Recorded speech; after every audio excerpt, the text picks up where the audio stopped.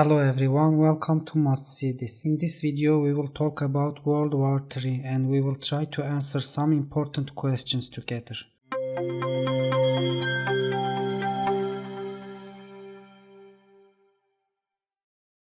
First question, is there a possibility that there will be a World War III?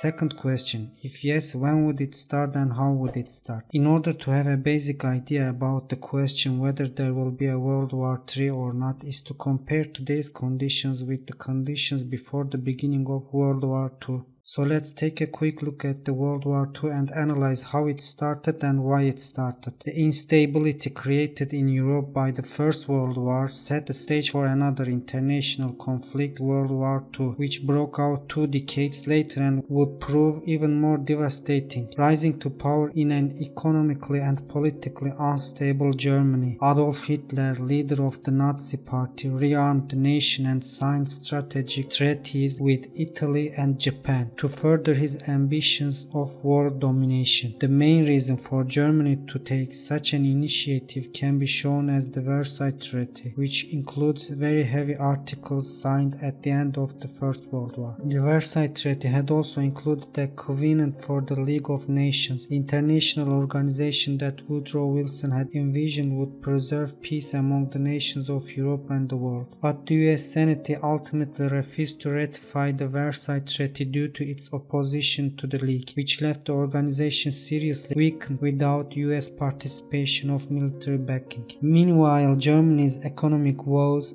exacerbated by the burden of reparations and general European inflation, destabilized the Weimar Republic, the government established at the end of the war. Due to lasting resentment of the Versailles Treaty, the National Socialist Nazi Party and other radical right-wing parties were able to gain support in the 1920s and early 30s by promising to overturn its harsh provisions and make Germany into a major European power once again. Hitler's invasion of Poland in September 1939 drove Great Britain and France to declare war on Germany, marking the beginning of World War II. Over the next 6 years, the conflict would take more lives and destroy more land and property around the globe than any previous war. Among the estimated 60 million people killed were 6 million Jews murdered in Nazi concentration camps. Negotiations with Russia before the German invasion of Poland and Germany's relations with its allies, Italy and Japan, and the attitudes of other countries towards it are the subject of another video where I will explain the Second World War with more